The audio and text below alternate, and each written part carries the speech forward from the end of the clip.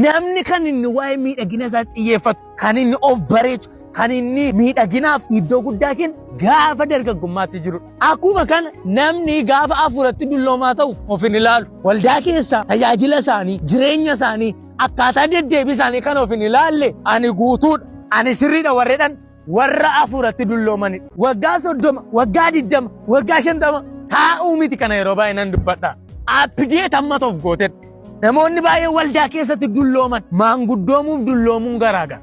Ga'eessa ta'uuf dulloomuun garaagara. Deebii jabaan ni deebisee gaphi isaan godhe tokko jira. Akka jedhe dulloomina qaamaa caalaa warra sammuun dulloome biyya balleessaa. Haleluuyaa! Namni dargaggummaa hafuuratti gaafa jiru garuu hafuurri isaa gaafa dargaggeessa ta'u garuu hafuurri isaa gaafa dargaggummaatti jiru garuu kadhateen quuf, lallabeen quuf, waaqesseen quuf, tajaajileen quuf, waaqeffannaan isaa abidda qaba. Tajaajilli isaa abidda qaba. Worship gaafa godhu abidda qaba bakka. Haleluuyaa! Dargaggeessa taanaan hafuuratti kadhannaa sin nuffisiisu. Dubbii Waaqayyoo sin nuffisiisu. Dubbii Waaqayyootiin of madaalta. Dubbii Waaqayyootiin of ilaalta. Dubbii Waaqayyoo keessatti jireenya kee maal akka ta'e ilaalta. Dargaggummaa hafuuratti jirtaa isa kana nan dubbachuu barbaade. Dargaggummaa hafuuratti jirta maa hafuuratti dulloomte. Har'allee wanti na dhibu yeroo kadhatamu yeroo baay'ee kan ta'u dargaggoon. Abboonni dhaabatanii waaqeffatu warri ijoollee 5-6 qaban, warri mana qaban, warri maatii qaban, warri umuriin isaanii deem dhaabatanii Waaqayyoo faarsaa dhiyeessu waaqeffatu. Maanni kan kee dhukkuma maalii qabdaati? Maanni umurii kanatti si dulloomsame? Yeroo waaqeffannaatti dargaggeessi ta'u maayini? Hafuura isaa dulloomaadha jechuudha. Hafuura isaatu ho'aa miti jechuudha. Dargaggeessa koo silaa kan Waaqayyoof hojjechuu qabu. Kiristaanonni koo kan isaanitti fakkeeffamanii akka Joobiraatti. Joobirri gaafa of haaressu itti tole injaayi godhe gammadaati seetanii. Utuu qeensi isaa kun dhukkubu ofirraa luqqisa. Utuu gatiitti isaa kun dhukkubu baallee ofirraa luqqisa. Utuu qaamni isaa kun itti dhaga'amu dhiiga ofirraa coccobsaa. Of jijjiiruu barbaadda taanaan. Hafuuratti dargaggeessa ta'uu barbaadda taanaan. Waaqeffannaatti dargaggeessa ta'uu barbaadda taanaan. Sooshaal miidiyaa kee ofirraa cufi gara waaqeffannaatti, gara dubbii Waaqayyooti. Nagaan Waaqayyoodhaa hunda keessaniif haa baay'atu. Akkam jirtu? Waaqayyoo ulfaatu nagaa kooti. Araarri gooftaa keenya baay'eedha. Mee har'aa macaafa fakkeenyaa boqonnaa 1 lakkoofsa 8-9 irraa kaaneeti. Barumsaa akkuma beekamu bu'uura gaa'elaa isa dhugaaf hariiroo sirrii kan jedhudha. Bu'uurri gaa'elaa immoo dargaggummaa irraa eegala. Dargaggummaan immoo maal jechuudha waan jedhu waliin barannaa jedhee kanaan dura paartii tokkoffaa keessatti isinitti dubbadheen ture. Yoo namoonni paartii sana argatin jirtanii YouTube chaanaalii Bucaa Wangeelaa jedhu jala deemtanii argatanii subscribe godhaa immoo barachuu dandeessu. Dhugaa dubbachuuf barumsi kun dargaggootaaf addumaan nama hundumaan ilaallata garuu addumaan dargaggootaaf hafuurri qulqulluu waan inni keessa koo kaa'e barsiisuudhaaf barumsa kana immoo dhugaan isinitti hima diiteelii ganaa baran ganaa itti fufnee gadi fageessine waan hafuurri qulqulluun nu ibse tokko tokkoon baranna. Kanaaf fakkeenya boqonnaa 1 lakkoofsa 8-9 irraa yaa eegallu akkasin macaafa baafattaniif todhee namana. Yaa ilma koo gorsa abbaa keetii dhaga'ii barsiisaa dhakeetiis hin tuffatin. Isaan mataa keetiif akka daraaraa battee dhaameeti morma keetiifis haleluuyaa mi'a miidhaginaa ati dirattudha. Jechattiima kana gaafa dhaga'u dargaggeessi baay'een akka inni gammadu nan beeku. Mi'a miidhaginaa isheen kun waan gurguddaa lama qabdi. Booddee isiniin ibsa waan ta'eef. Meetti daballee kutaa kam dubbifannaa fakkeenya 3:21 mee baafadhaa. Har'a waan cimaa waliin ilaalla na waliin ta'a. 3:21 yaa ilma koo asittis akkasii dhala. Yaa ilma koo ogummaa fi dubbii gargar baasanii hubachuutti jabaadhu. Haleluuyaa. Ija kee dura akka dhabaman hin godhin. Isaan siif jireenya morma keetiifis mi'a miidhaginaa hin ta'uudha. Argitaniittu gaa asittis mi'a miidhaginaa morma mi'a miidhaginaa waan jedhu qaba. Kadhannu Waaqayyoon barsiisaa keenyaa fura qulqulluu gooftaa keenya Yesuus galanni siif haa ta'u. Waaqayyo abbaa ilmaa fura qulqulluu si jaallannaa si galateeffanna ulfina si laannaa yeroo dinqii kana nuu laattee dubbii kee akka barannuuf dubbii kee akka dhageenyuuf oraata ayyaalaa baalaa sheema hadaalaa raadiyaa galanni siif haa ta'u gooftaa yeroo eebbifamaa kana waan nuu laatteef ulfaatu qilleensa kana qabatee kan jiru ergamaan seexanaa argutamu sammuu dargaggootaa qabee wanti jiru sammuu namoota baay'ee wanti jiru humna maqaa Yesuusiin haa dhaamu. Asumaan baay'een keessan kadhata barbaaddu waan ta'eef eegaa tokko amantiin taanaa wajjin kadhadhaa nana mana waan ta'eef hidhaan sammuu kee jireenya kee hafuura kee qalbii kee namummaa kee qabee jiru eessayyuu ta'i maqaa Yesuusin sirraa hidhamu.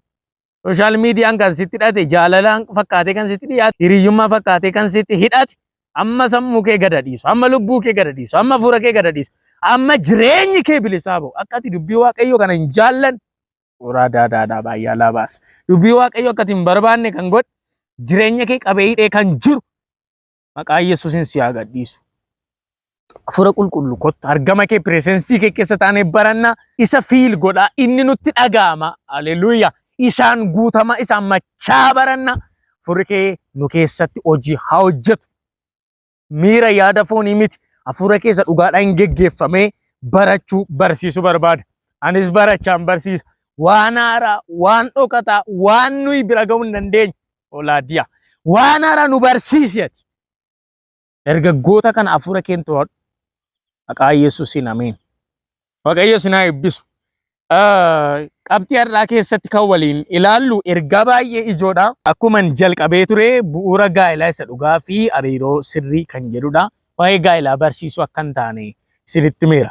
Waa'ee gaa'elaa barsiisuudha yoon jedhes immoo gaa'ela jechuun har'arraa eegala. Sababiin isaa maaliifidha?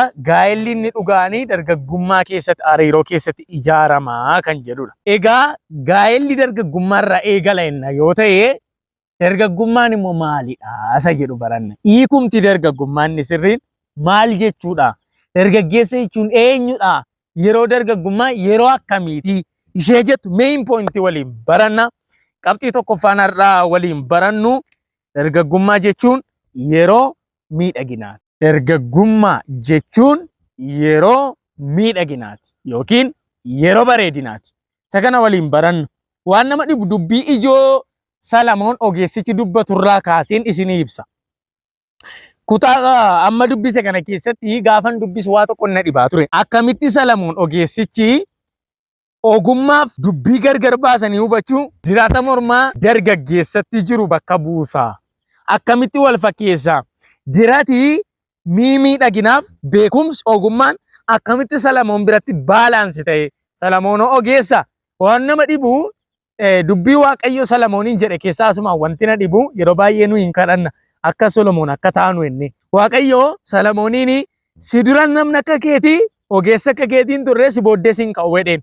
Ogummaa akka Solomoon namni biyya lafaa kanarraa ammam yoo barate kitaabota meeqa yoo maxxanse ammam yoo dubbise qabaachuu gonkumaa numa hin danda'u. Si booddees ka'uu hin danda'u jedhee waan ta'eef. Kanaaf Salamoon ogeessa akka addunyaatti beekamaan namoonni biyya garaa garaatti dhufanii isaa ilaalan. Inumaa qabeenya fidanii, inumaa wantoota garaa garaa fidanii ogummaa qabeenya harkisu kenneef Waaqayyo Salamooniif. Salamoon kanatu ogeessa akka addunyaatti jiru kan ogeessa tokkoffaa kanatu ogeessa beekamaa kanatu maalidha? Ogummaa fi dubbii gargar baasutti jabaadhu ilma koo jedhee isaanii mi'a miidhaginaa yookiin diraataa ati diraattudha jedha. Tokko isa kana ibsa. Lammaffaan immoo fakkeenya 3:21 fi 22 immoo dhaqaatii dubbifadhaa. Achittis immoo akkas jedhee barsiisa. Yaa ilma koo gorsa abbaa keetii dhaga'i. Barsiisa haadha keetis immoo hin tuffatinii jedheeni barsiisa. Achittis maalidhaan isaan siifi mi'a miidhaginaati jedhaan. Akkamitti abbaa faadha gorsa abbaa faadha mi'a miidhaginaa morma dargaggeessaaf dargaggeettii tokko irra jiruutti fakkeesse dubbataa kan jedhu dhugumatti na yaachisaa ture. Solomoon garuu iciitii guddaa tokko hubate dubbataa jira. Hafuurri qulqulluun nuuf ibsu isa kana. Dargaggummaa yeroo akkamiiti? Dargaggummaa yeroo miidhaginaa akka ta'e haasaa jira. Maaliif Solomoon kana jedhee isa jedhu gaafan macaafa kana qayyabadhu. Solomoon wanti inni kana jedheef dargaggeessa biratti dhimmi guddaan dhimmi aarsaa kaffalchiisu. Dhimmi dargaggeessa ajandaa ta'e yeroo hundumaa waa'ee isaa yaadu, waa'ee isaa dhimmu gatiitti kaffalu miidhaginadhaan ni jalqaba. Kanaaf Solomoonii dargaggeessa hubachiisuu gaafa barbaadu wanti inni ittiin galuufii danda'u, wanti dargaggeessi bakka guddaa fi qabu, wanti dargaggeessi baay'ee jaallatu miidhagina waan ta'eedhaaf isaan siif miidhaginaadha. Namni immoo waan barbaadu tokkoof gatii kaffala. Gorsi ogummaanii dubbii gargar baafachuuniidha Solomoon. Mi'a miidhaginaati jedha. Dargaggoota biratti immoo wanti baay'ee iddoo guddaa qabu, wanti vaaliyuu guddaa qabu inni jalqabaa inni tokkoffaan miidhaginadha. Bareedinadha. Dargaggeessa gaafan jedhu dhiifama naa godhaa. Qaama lamaan saammata. Shamarranis dhiirotas jechuudha. Vaaliyuu miidhaginaa baruu yoo barbaadde dhaqiti dargaggeessa gaafadhu. Bareedinni maali? Miidhaginni maali yoo ta'e eenyutu beeka? Dargaggeessatu beeka. Kanaaf Salamoon isa kana ibsuufidha kan inni akka kanatti dubbii kana dubbate jechuudha.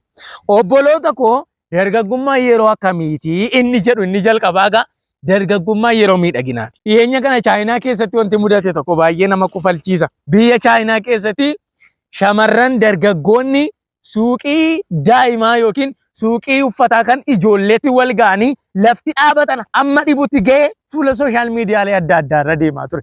Kun maaliif beektu? Bareedinaaf miidhaginaaf mudhii isaanii kana qallisanii bareedinaaf jedhanii aarsaa isaanii hin kaffallee hin jiru. Waan baay'ee ta'an sadarkaa du'aatti illee kan deeman jiru. Shamarreen tokko inumaa dorgommii bareedinaatiif jettee mudhii ishee kana qallisuudhaaf jettee baay'ee bareechuuf jettee piroosesii jiru hundumaa raawwattee wantoota jiru hundumaa erga xumurtee booddee guyyoota muraasa booddee duute. Argitanii akka namni amma kana bareedinaaf lubbuu isaa kennu miidhaginaaf lubbuu isaa kennu maaltu godhatanii yaaddu? Miidhaginadha jechuudha. Dargaggeessi miidhagina barbaada. Isa biyyoota biraa dhiisaa as biyyuma keenya keessatti immoo deebi'a. Dargaggeessi umurii dargaggummaa isaatti kan inni surree biraandii ta'e uffachuu barbaadu, kan inni kophee biraandii ta'e uffachuu barbaadu, kan inni rifeensa isaa kana jala bareechatee aarsaa kamiin kaffalu, kan inni sochii qaama ulfaataa hojjetee qaama isaa kana miidhagfachuu barbaadu, dafquu kan inni waan meeqa godhu maal waan ta'eef isinitti fakkaata? Maaliif gatii amma kana waan kaffalu isinitti fakkaata? Sinii galeera?